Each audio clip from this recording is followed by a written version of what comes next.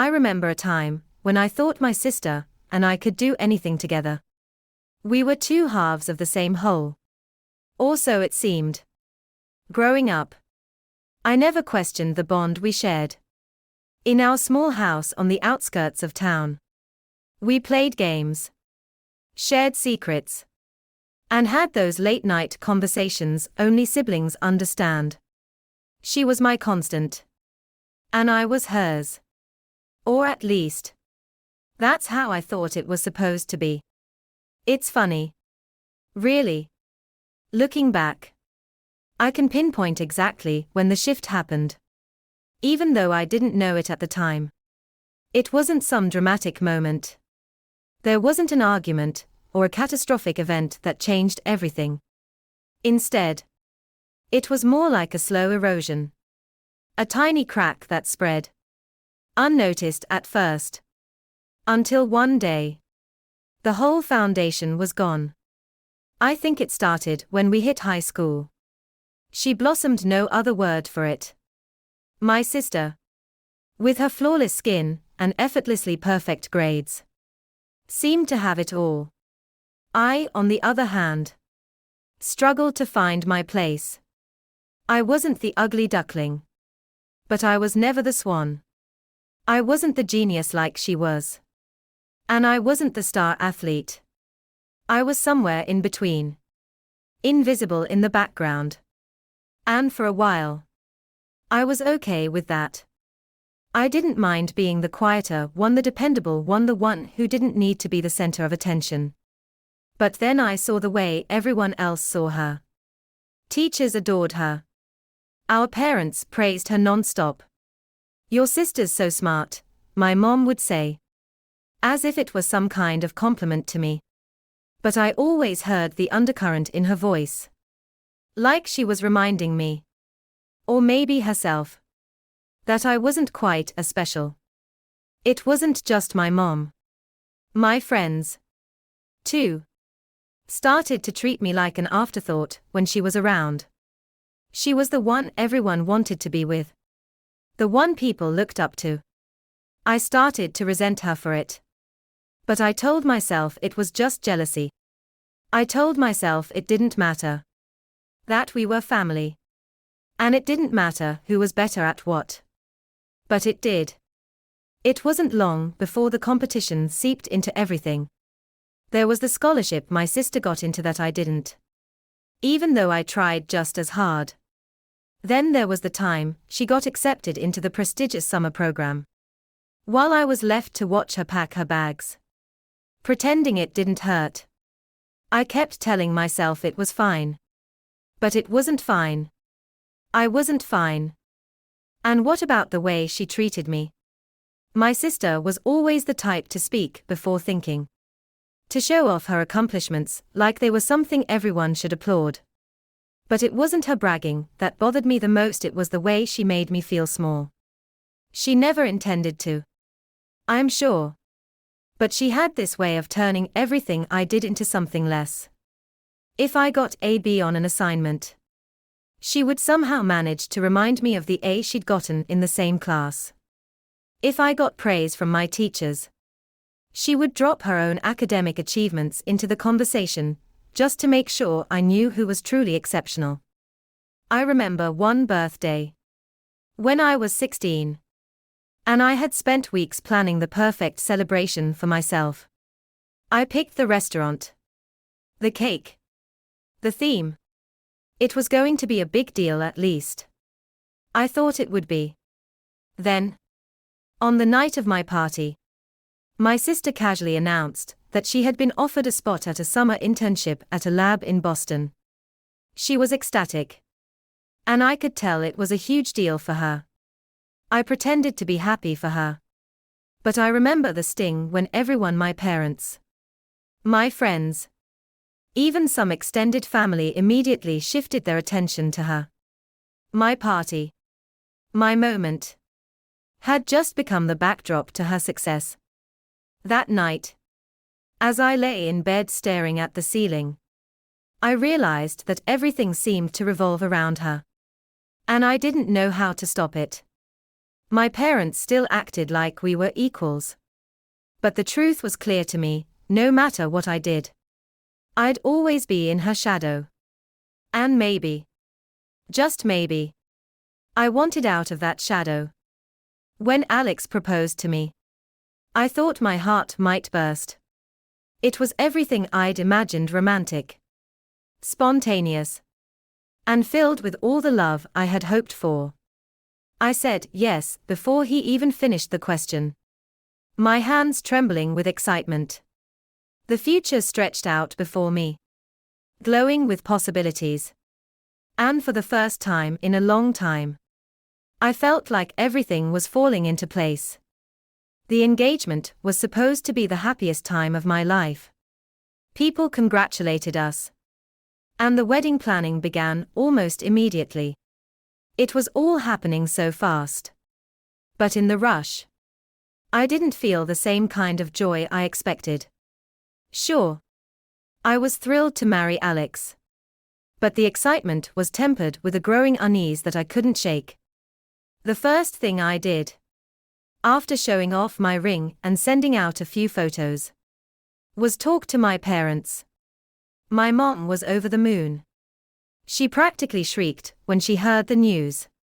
My dad, on the other hand, smiled warmly and told me to take my time. But there was something in their eyes, something I couldn't quite place, that made my stomach turn. They seemed so eager to help, so willing to dive into the plans with me. But the more they engaged, the more I began to feel that familiar knot of discomfort. And then there was my sister. I hadn't told her about the proposal yet, Alex, and I had kept it between ourselves for a few days, just to savor the moment. But when I finally broke the news, her reaction was a mixture of enthusiasm and something else. It was subtle, but I could sense it. The small smirk that lingered after she hugged me. The way she asked if I had picked a wedding date yet. Like she was already calculating when it would clash with her own plans. She was always so calculating. Always so composed. Even in moments like these, I thought I was imagining things. But the more I thought about it, the more it bothered me. The last few years had been tough. I had finally found some balance in my life, carving out space for Alex and our plans for the future. But I knew the wedding would bring everything back to the surface: the jealousy, the competition, the unspoken rivalry between us. The wedding was supposed to be my day. And yet, I couldn't shake the nagging fear that it would become just another stage for her to outshine me. And so, I started planning without her. I didn't outright exclude her at first. Of course, she would be invited. It was family. But as the weeks went by, I couldn't bring myself to call her and ask her to be my maid of honor. Even though it was tradition, I wasn't sure how I could ask her to stand by me, knowing that her presence at the center of the event would only remind me of the way she had always overshadowed me. Would she make it about her, like she always did? I decided to take things step by step. I'd handle the guest list first, and I told myself that everything else would fall into place. I started sending out invitations to friends and distant relatives, picking the venue, and deciding on the decor. But every time I came to the list of immediate family, I hesitated. The thought of sending an invitation to my sister filled me with dread. It was as if I could already hear her voice in my head, telling me about her wedding plans, her perfect life, her superior taste. The fear of being overshadowed loomed over me like a dark cloud. I couldn't shake the idea that this wedding, the happiest day of my life, would somehow end up being about her. 2. It wasn't even about the wedding day itself. It was the years of feeling second-rate. The endless years of feeling like I wasn't enough. Was I supposed to pretend like everything was fine between us? Was I really going to stand there, wearing the white dress, and watch her soak up all the attention once again. I needed to be free of it.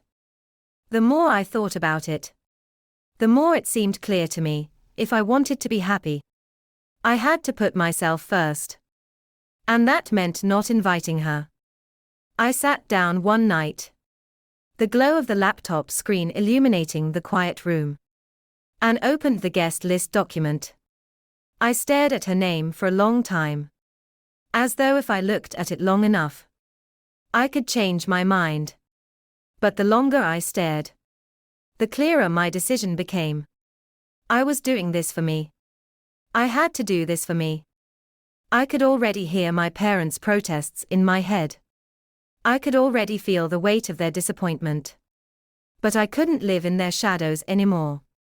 Or hers. Not this time. Not on the biggest day of my life.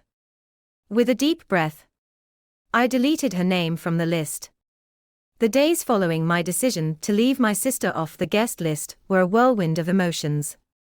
There were moments when I felt a deep sense of relief, like I was finally taking control of my life.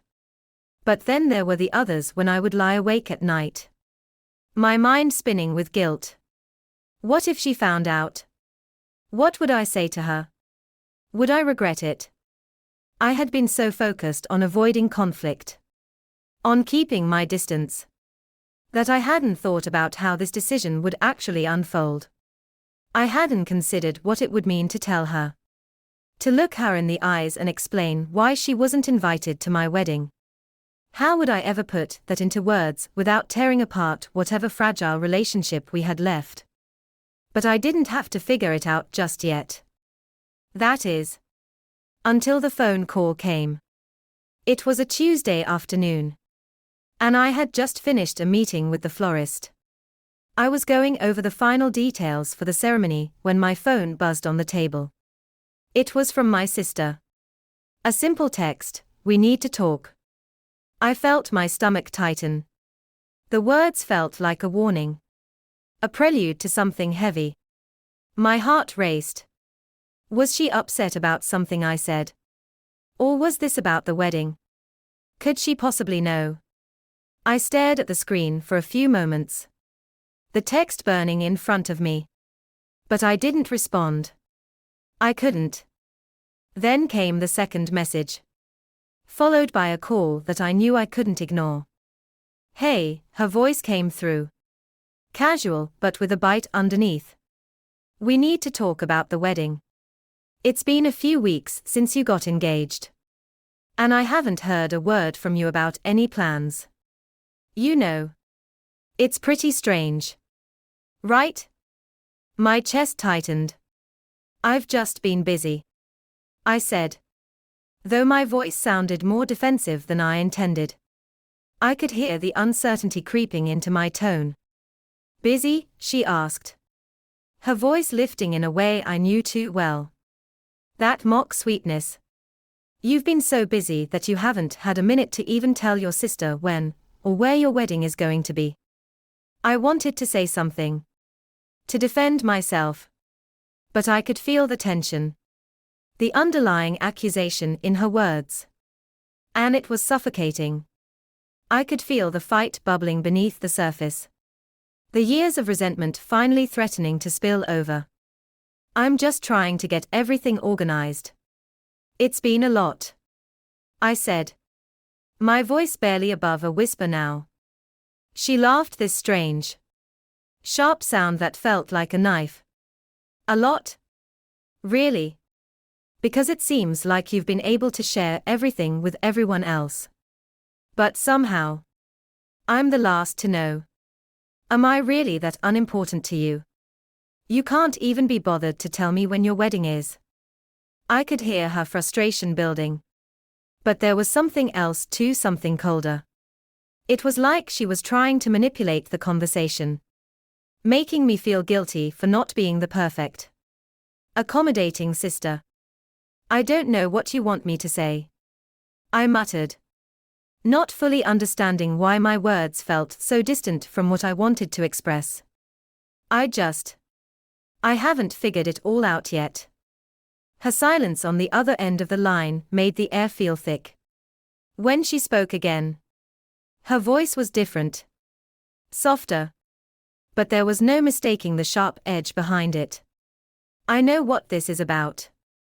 I get it. You don't want me at your wedding. Do you? The question hung there. Heavy and loaded. And suddenly, everything clicked into place. She already knew. She already suspected. All the signs were there: the lack of communication. The absence of any real planning with her involved. I had thought I could keep it hidden. But I was wrong. I swallowed hard. It's not that. It's complicated. I said. The words feeling weak. Like I was apologizing even though I wasn't sure why. She was quiet for a long moment. When she spoke again, there was no emotion in her voice, just a cold, controlled tone that sent a shiver down my spine. Complicated, she repeated, as if tasting the word. Let me guess. You're finally getting your big day. And you don't want me there to steal the spotlight. Is that it? I could hear the accusation in her voice. And suddenly, the dam I had been holding back for so long started to crack. You always do this, don't you? I burst out. Before I could stop myself. You always make everything about you. You've done it my whole life. And now you're doing it again. I'm not inviting you to my wedding because every time I try to have something for myself, you come in and ruin it. It's not about stealing the spotlight, it's about me having a moment where I'm not overshadowed. The words tumbled out. And I couldn't take them back. They were raw. Ugly. And honest, something I had never been able to say to her before. For a long time. She didn't speak. I thought she might hang up. But instead, I could hear her breathing. Steady and even.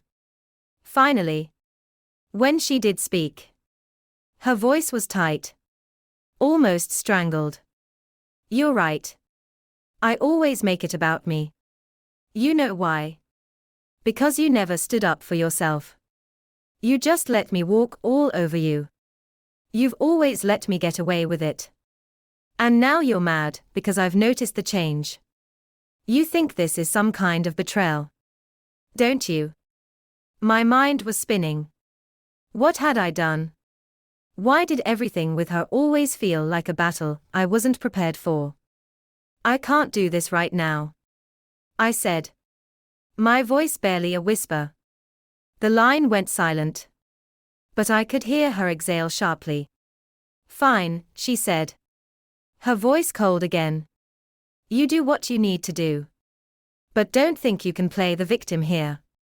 You're the one pushing me away. Not the other way around. And then, just like that, the call ended.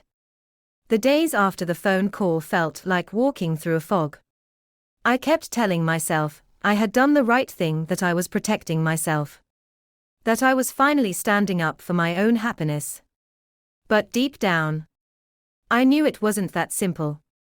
I had finally spoken the truth to my sister. But it didn't feel like a victory. It felt like a wound. And the worst part, I had no idea how to heal it. The first sign of the fallout came the next morning. I woke up to a text message from my mom. The words felt like a punch to the stomach. We need to talk about your sister. She's devastated. You need to fix this. I stared at the message for a long time, unsure how to respond. What was there to fix? My sister had always been the one to cause the distance between us. She had always been the one to overshadow me. To take up space where I was supposed to be.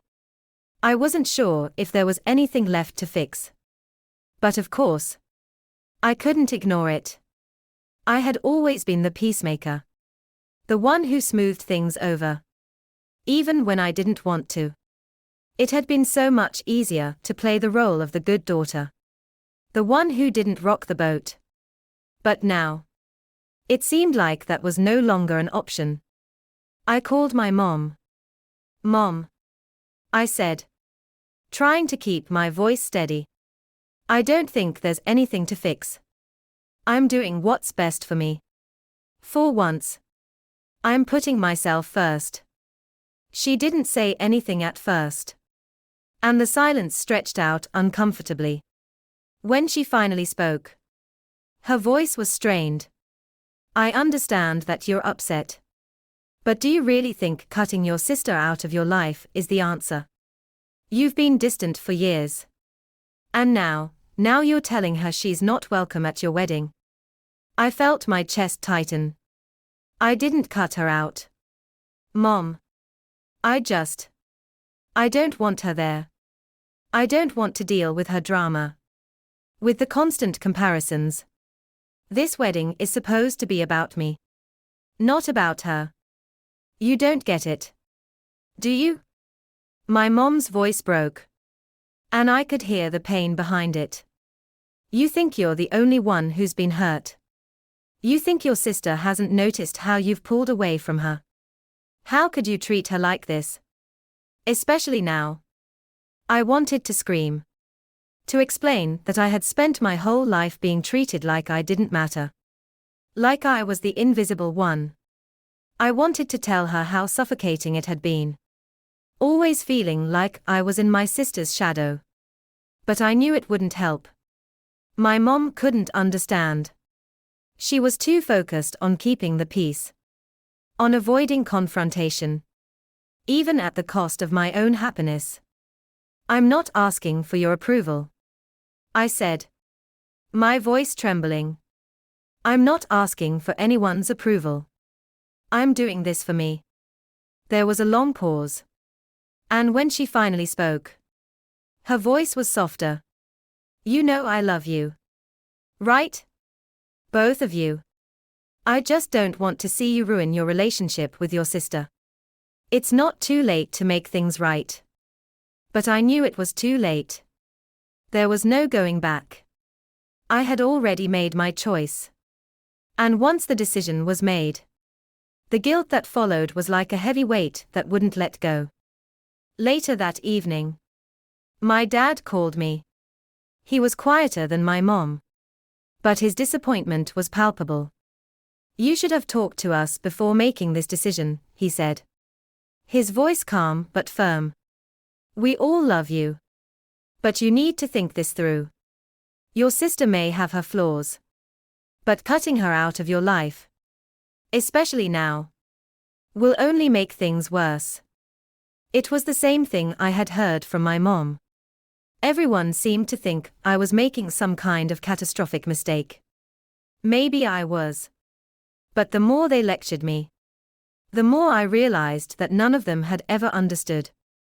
No one had ever asked how I felt. No one had ever considered how suffocating it was to be compared to someone who never seemed to stop winning. I ended the conversation with my dad in a daze, feeling more alone than I ever had before. The one person I thought I could turn to for understanding was gone. All I had now were these endless, suffocating expectations from my family. And the more I tried to explain myself, the more I felt like they were all pushing me back into a box I didn't belong in. The next day, I received a message from my sister. "I don't understand why you're doing this. You really think I would ruin your wedding? I've always tried to be there for you. You're the one who's always pushed me away. And now you're punishing me for it." I stared at her words for a long time, my heart pounding in my chest. She was right. She had always been there. In her own way. But in a way that made it worse. She had been a part of my life. A constant reminder of everything I wasn't. And when I needed her the most, when I finally found my own happiness, it felt like she couldn't just let me have that. She had to keep taking it from me. I knew then that there was no easy way out of this. I had already made my decision. And the consequences were cascading down on me. I wasn't sure if it would ever be worth it. Or if I would ever be able to fix the damage I had done. But one thing was clear: I couldn't go back. I spent the next few days in a haze. My phone never stopped buzzing with messages from my mom, my dad, my sister. Each one made my chest tighten.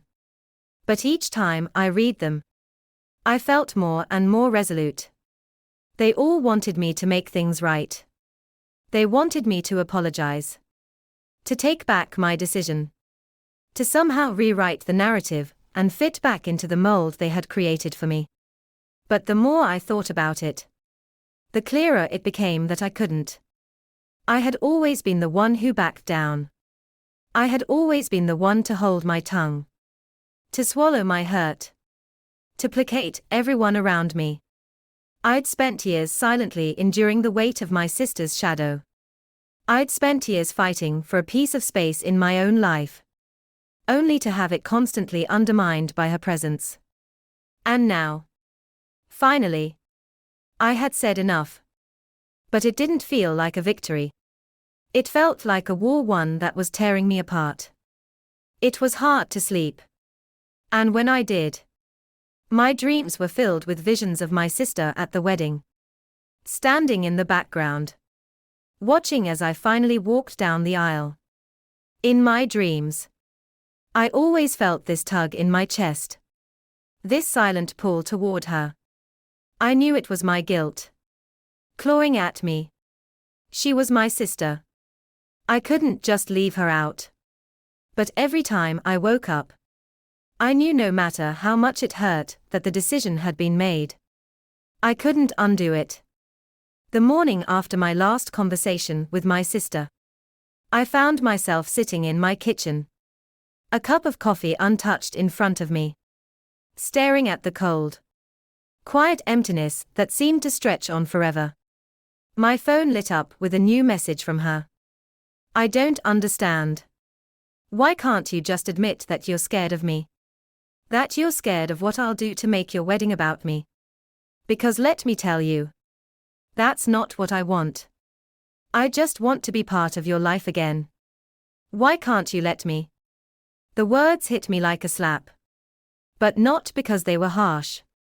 They hit me because, for the first time, I realized that I had spent so long living in fear of her reaction that I had never stopped to consider my own.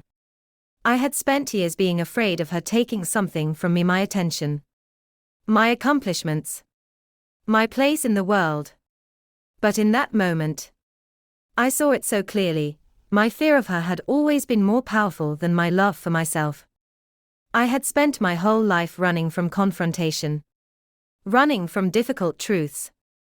I had convinced myself that if I just went along with whatever my family expected, if I just kept the peace, I'd be happy.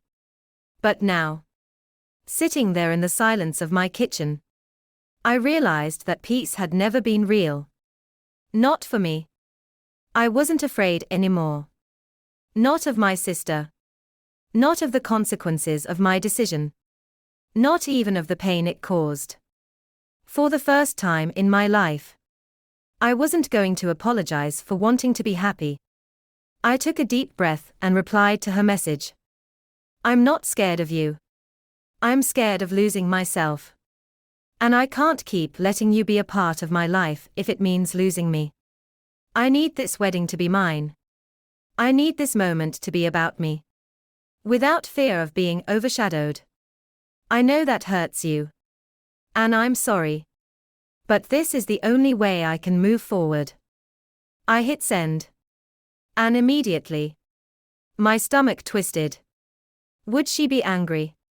Would she hate me for this? But I couldn't keep second-guessing myself.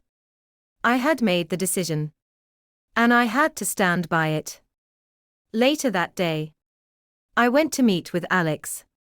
We'd been so busy with wedding plans. And he'd seen the stress written all over my face. He asked me if I was okay. But I didn't know how to explain it. How could I explain the emotional war I was fighting inside of me? How could I explain the guilt that was eating at me?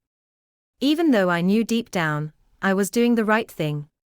I'm worried about everything, I confessed. About the wedding. About my sister. About my parents.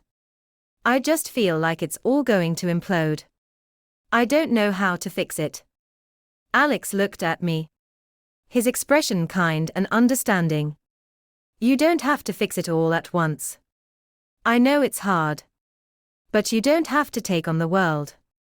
You've made a choice that's right for you. And you don't need anyone's approval. Not from me. Not from your sister. Not from anyone. His words felt like a balm on my soul. Like he understood the depth of what I was going through. I could feel myself exhale. For the first time in days. Maybe I didn't have to fix everything. Maybe it was okay to just focus on what made me happy. I left that meeting with a renewed sense of purpose. I didn't have all the answers. And I didn't know how this story would end. But for once, I was going to choose myself. And for once, I was going to trust that my happiness was worth fighting for. The next message I sent was to my parents. I've made my decision. My sister is not invited to my wedding. I hope you can understand. But this is what's best for me. When I sent it, my heart was pounding. Would they be disappointed? Would they cut me off? The response came later that evening. From my mom. I don't agree with this decision. But I understand why you feel the way you do. I can't promise it won't hurt. But I love you. And I'll support you no matter what. Her words were a bittersweet comfort. They didn't erase the hurt. But they told me that maybe, just maybe, I was finally learning how to stand on my own. The morning of my wedding dawned grey and overcast. The sky looked heavy. As if it knew the weight of the day ahead. The house was quiet except for the faint bustle of preparations downstairs. I could hear the hum of the makeup artist's tools and the soft chatter of my bridesmaids. But none of it reached me in any meaningful way. My mind was 1,000 miles away. Caught in a place between anticipation and dread. I wasn't nervous about the wedding itself. I wasn't nervous about Alex. About our vows. Or about the idea of walking down the aisle. What terrified me? What made my chest tighten every time I thought about it? Was the absence of my sister. She wasn't here. She hadn't been invited. And it was my doing. That was a reality I had never fully come to terms with. In the weeks leading up to the wedding, I had told myself that this was the right choice. I had convinced myself that the absence of my sister would be the best thing for me. For my peace of mind. For my happiness. I had explained it to everyone I could think of: my mom. My dad. My closest friends. Some had agreed. Some had gently tried to talk me out of it. But now, sitting alone in my bridal suite, staring at myself in the mirror, I wasn't so sure anymore. I had never imagined that it would be this painful. The wedding dress that had once filled me with excitement now felt like a heavy shroud. The delicate lace. The satin fabric. The intricate beadwork, everything seemed to weigh me down. I touched the smooth fabric of my gown. But it did nothing to soothe the ache that had settled deep inside me. The fact that my sister wasn't here today. That she had been left out of this monumental moment in my life. Lingered like a constant reminder of all the years I had spent wishing things could be different. I had wanted a wedding that was mine, one where I didn't have to look over my shoulder. Wondering if my sister was making everything about her. But now, I couldn't help but wonder if I had gone too far. Was it worth it? Was it worth the alienation? The loneliness? The guilt? I didn't have time to dwell on those thoughts for too long. The makeup artist was finishing up. And the bridesmaids were starting to gather outside the room, ready for their final touch-ups. I knew the moment was approaching, and there was no escaping it. One of my bridesmaids, Emily, popped her head into the room. She had been one of the few who had supported my decision without question, and I was grateful for that. She was the one person who seemed to understand the emotional toll this had taken on me. "You doing okay?" she asked softly, stepping closer. I tried to smile, but it felt forced. "Yeah. Just thinking." Emily nodded, not pushing further. She knew better than to ask me to explain what I was feeling, but I could see the concern in her eyes. She could feel the tension in the air, too. It was undeniable. "We're all here for you, no matter what," she said, her voice warm but knowing. I managed a small smile and nodded. "Thanks, Emily." As she left to join the others, I stood up, taking one last look at my reflection in the full-length mirror. There was a momentary flicker of doubt. A tiny voice in my head whispered, "Maybe you should have invited her. Maybe you could have tried to make things work. You're making a mistake." But then I remembered why I had made this choice in the first place. I had spent too many years being overshadowed, being made to feel less than. I had spent too many years holding my tongue, suppressing my own feelings, trying to make everyone else happy. I wasn't going to do that anymore. I was finally standing up for myself. It was almost time. I could hear the soft murmur of guests arriving, the rustle of dresses and suits, the buzz of excitement filling the venue. The ceremony was set to begin in less than an hour, and the final preparations were being made. I took a deep breath, closed my eyes for a moment, and allowed myself to feel the weight of what I had done. It was painful, yes, but there was also relief.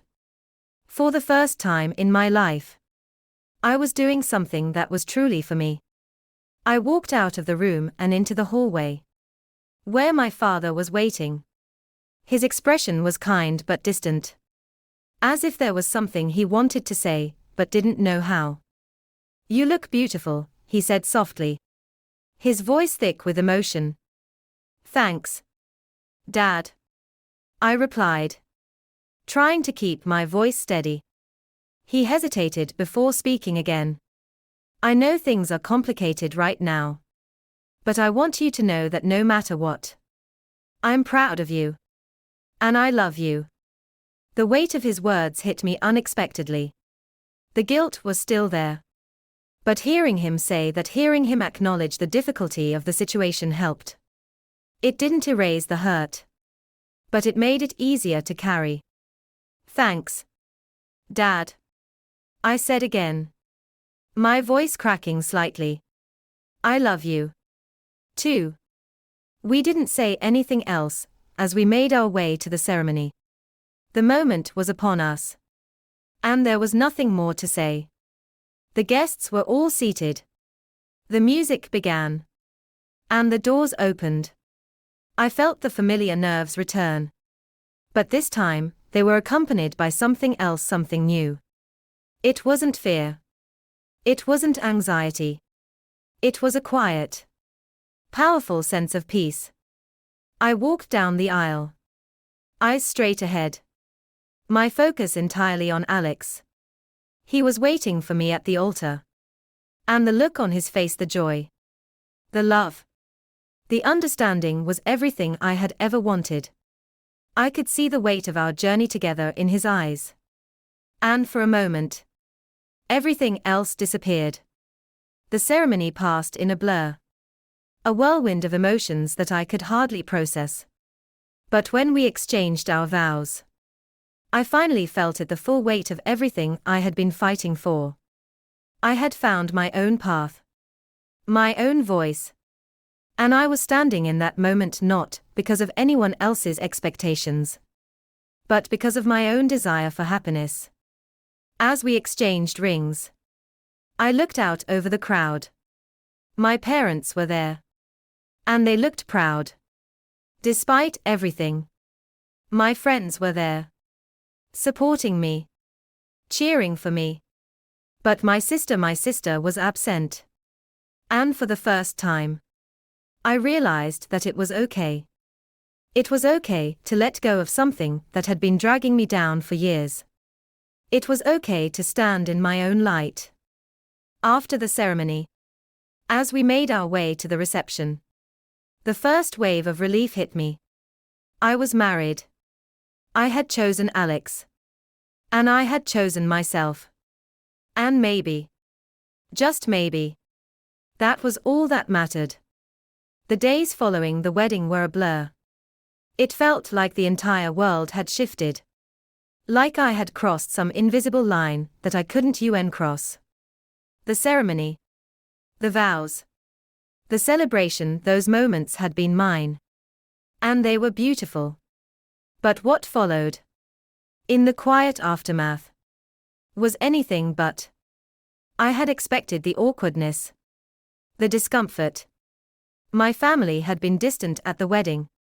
Each of them finding their way around me, as if they didn't quite know where to stand. My mom and dad were cordial.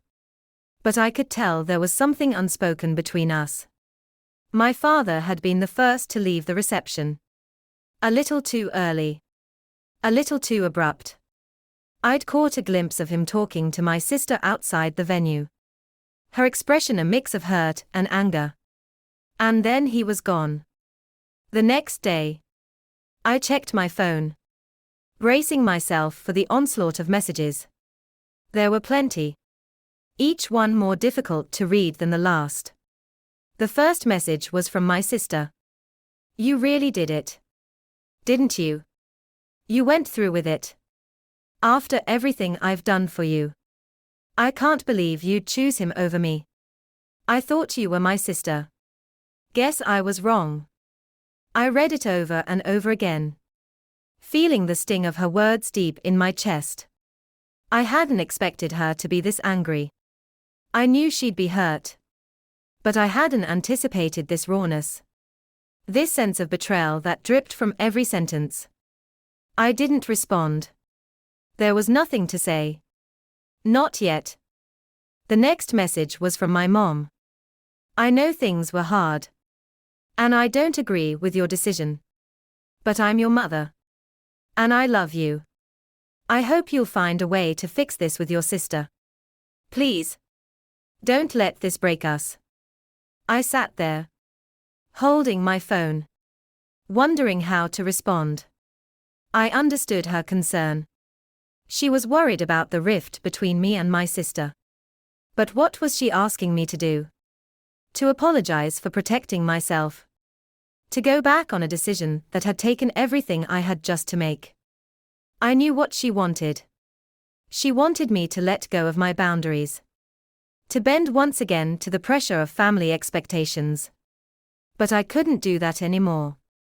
Not after everything I had sacrificed for peace. But there was a gnawing feeling. A pull at my conscience that wouldn't go away. Was I being too harsh?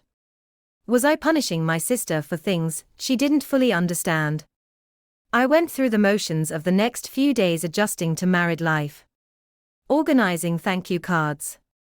Sorting through wedding photos, but none of it felt real. Every time I looked at Alex, his reassuring smile and kind eyes, I felt a flicker of warmth. But it wasn't enough to drown out the guilt. 2 days after the wedding, I found myself at home, alone in the living room with Alex. He had gone to work for the day, leaving me to wrestle with my thoughts. That was when I saw her name light up my phone again. This time, it wasn't a text.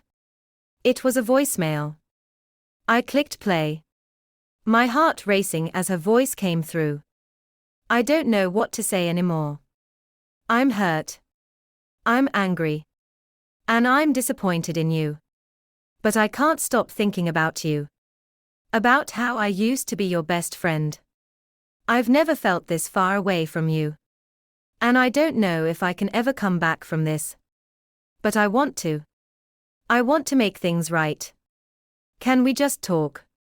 Her voice cracked at the end. And I felt something in me tighten. Something that I couldn't quite name. It was a mix of guilt and the faintest whisper of hope. Maybe this was the conversation I'd been waiting for. The one where she'd admit that she understood. Where she'd realize that I wasn't rejecting her, I was rejecting the pattern that had suffocated me for so long. But at the same time, a part of me hesitated. Was this really the beginning of reconciliation? Or just another round of manipulation? How many times had we done this dance before? How many times had I tried to fix things? Only to watch the cycle repeat itself. I didn't respond immediately. I let the voicemail sit like a stone in my stomach. And then, slowly, I dialed my therapist's number. It had been a while since I'd been in for a session. But I needed to talk through this. I needed to make sense of everything. To figure out where I went from here. The following week, I sat in the familiar chair in my therapist's office, trying to explain the whirlwind of emotions swirling inside me. I talked about the wedding, my sister's absence, and the guilt that kept creeping in. I feel like I've lost something, I told her, my voice shaking despite myself. But I don't know what it is. Maybe it's my family. Maybe it's her. Or maybe it's just the way I feel about myself now. She nodded. Her eyes kind but analytical. I think you've lost the version of yourself that you had to be for everyone else. You've lost the person who sacrificed her own needs for the sake of family peace. And while that's painful, it's also a necessary part of your growth. You're not the same person you were before. I sat back in the chair, the weight of her words settling on me. But how do I make peace with that? How do I accept that the people I love are hurting because of something I did? It's not easy, she said. But you've already made a choice. And that choice is yours to own. The people who truly love you will eventually come to understand why you made it. But that doesn't mean they won't hurt along the way. I let that sink in. The idea that my decision wasn't just a personal one, it was a shift in the dynamics of my entire family. I had changed the game. And I couldn't expect everyone to be okay with that right away. As the weeks passed, I had several more conversations both with my therapist and with my family. Some of the conversations were productive. Some not so much. My mom, who had initially begged me to reconcile with my sister, eventually came to see the reasoning behind my decision. My father, too, slowly began to express his support, even if he didn't fully agree with the way I had handled things. But my sister, she remained distant, hurt, and unwilling to come to the table. The messages continued, but they became less frequent. Eventually, the messages stopped altogether. For the first time in my life, I realized that I couldn't force someone to change. I couldn't make my sister understand what I had gone through. And I couldn't make her see that my choice wasn't about rejecting her, it was about saving myself. And maybe, just maybe, that was enough. It had been 6 months since the wedding. 6 months since I made the decision that had torn my family apart. And yet, somehow, the world kept turning. Time had passed in a way that felt both too fast and too slow. Like I was standing on the edge of something new and unknown, but still tethered to the past by invisible threads. I'd thought things would feel different by now. That somehow, the pain would subside. That the tension between my family and me would ease. But it didn't. The empty spaces were still there between me and my parents. Between me and my sister, but I had learned to fill them with something new, space for myself. Alex and I had settled into our new life together. And I began to understand what true partnership meant. Marriage wasn't just about the big, romantic gestures, or the vows exchanged under the altar. It was about the quiet moments, the way he always knew when I needed space. Or the way he made my coffee, just the way I liked it every morning. Even before I had to ask. In the early days of our marriage, I had been afraid that the cracks in my relationships would spill over into ours. I was terrified of becoming the person who had lost her family for the sake of a wedding. For the sake of a boundary that felt, in retrospect, almost insignificant. But Alex had never made me feel like I was carrying the weight of my family's disappointment on my shoulders. "You're not alone in this," he would say when I needed reassurance. "We're a team." I clung to that. And with each passing day, I believed it a little more. But still, there were the moments when I would sit alone in the evening, scrolling through old photos on my phone, pictures of me and my sister, laughing together. Memories of the years before everything fell apart. I remembered the girl I used to be, full of hope, full of trust. I wondered if she still existed somewhere under all this hurt. The hardest part wasn't the decision itself. It was the lingering uncertainty. The what ifs. What if I was wrong? What if my sister had truly changed? And I had closed the door before she had a chance to show it. What if this rift was something I couldn't ever mend? I couldn't let those thoughts consume me. Not anymore. I had learned, in these months, that healing wasn't linear. It wasn't a straight line from point A to point B. It was more like a spiral, constantly circling back on itself. The same questions and fears coming up again and again. But each time, I faced them with a little more strength, a little more resolve. Alex and I decided to take a trip for our 1-year anniversary. We'd been talking about it for months. But the reality of it felt like a breath of fresh air. A chance to leave behind everything that weighed on us, everything that had become routine, and just be. We went to a cabin in the mountains, far away from the noise of our everyday lives.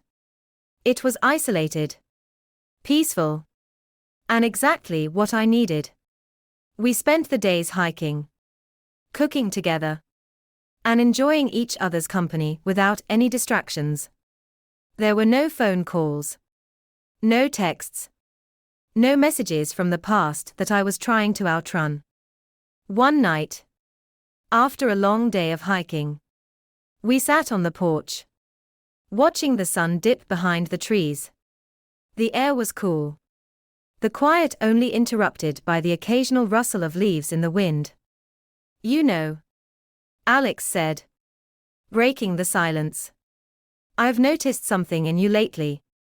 Something different." I looked at him, waiting for him to continue.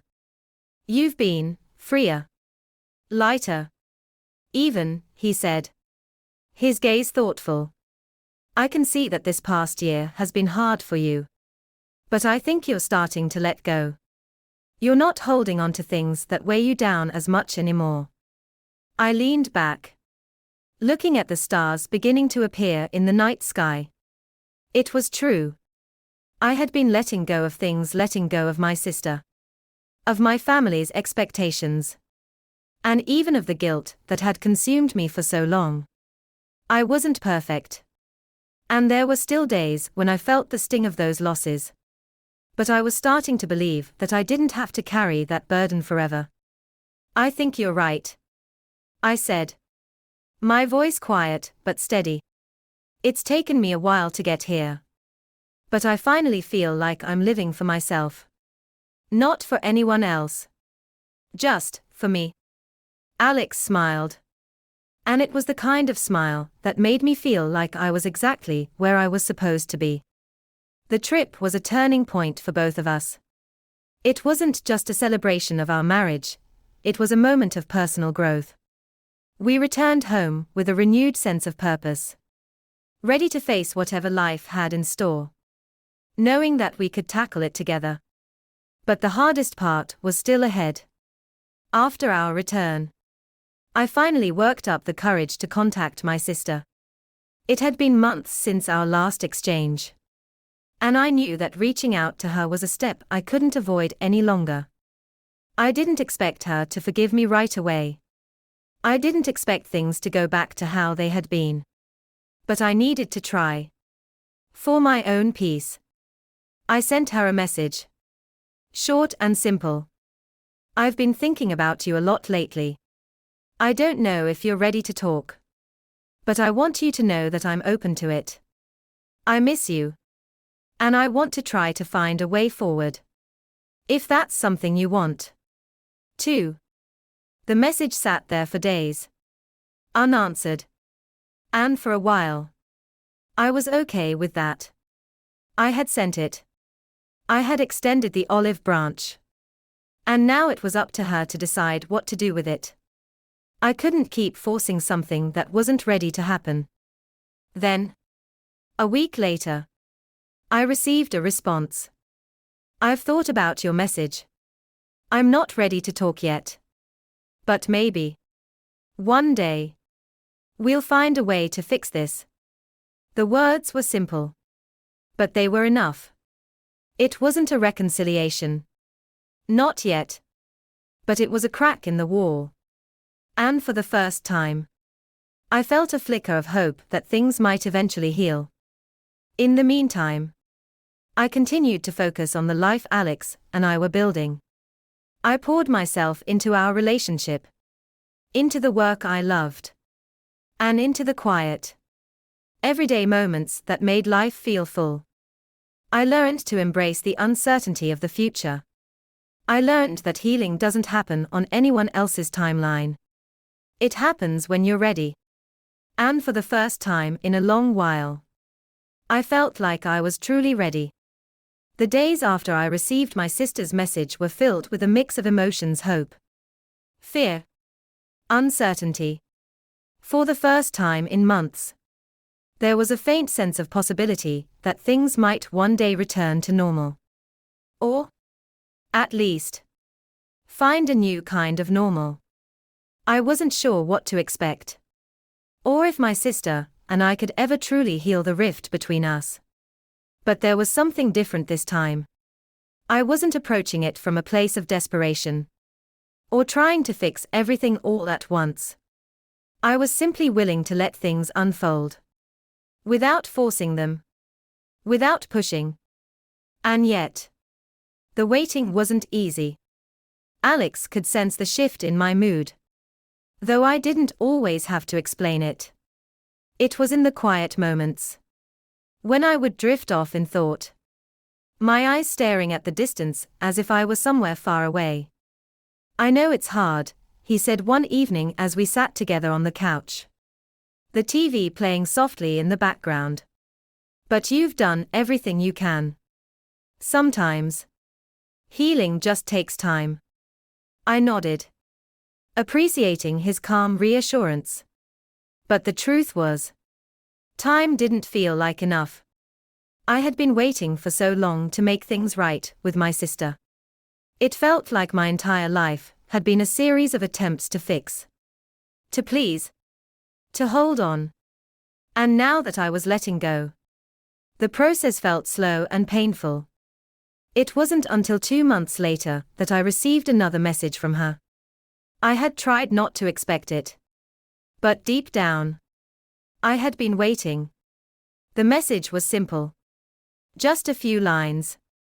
But it was enough to make my heart beat faster. "I've been thinking a lot about what you said. I'm still angry, but I think I understand more than I did before. I'd like to try and talk, if you're willing." I read those words over and over again, feeling a mixture of relief and apprehension. I had spent so much time avoiding the idea of confrontation, of reopening old wounds, that now it felt like the past was rushing forward, demanding to be dealt with. Was I ready for this conversation? Was she?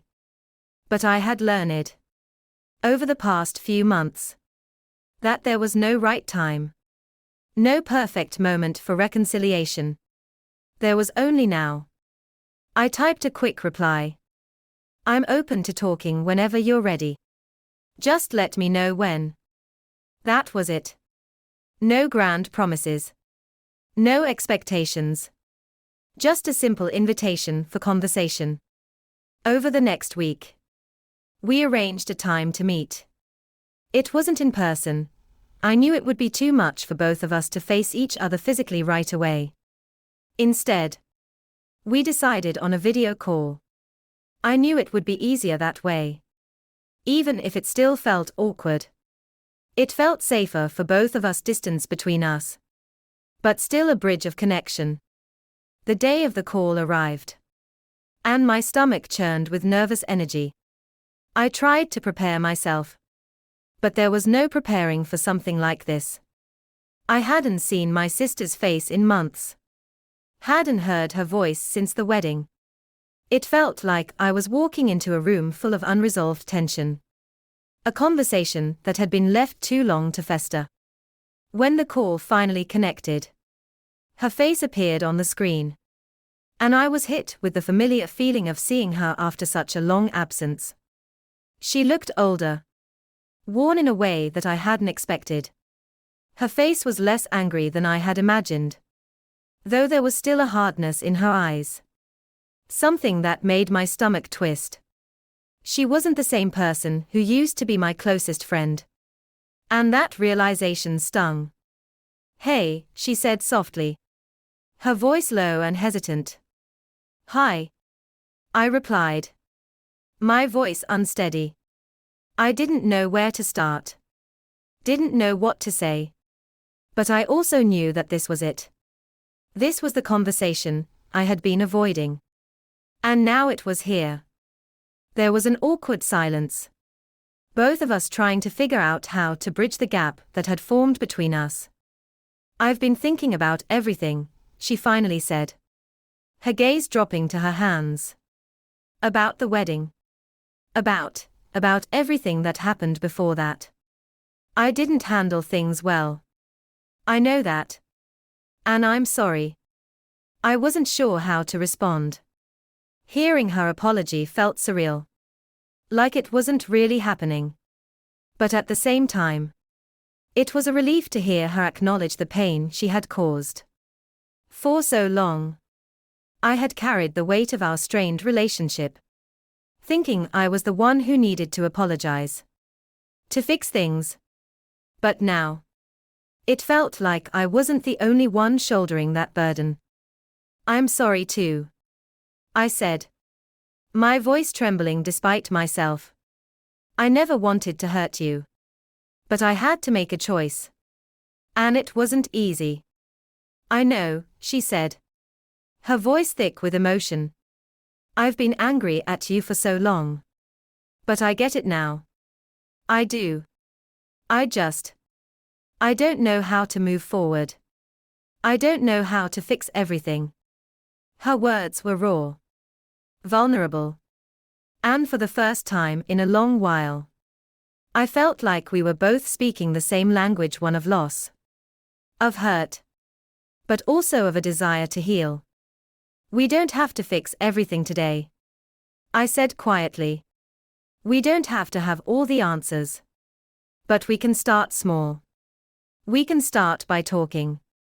She nodded. Her eyes bright with unshed tears. It was clear that this conversation wasn't a magic fix. That there was still so much left unsaid between us. But it was a start. We talked for over an hour that evening. About the wedding. About everything that had happened before. And about the things we had each been carrying. We didn't reach any grand conclusions.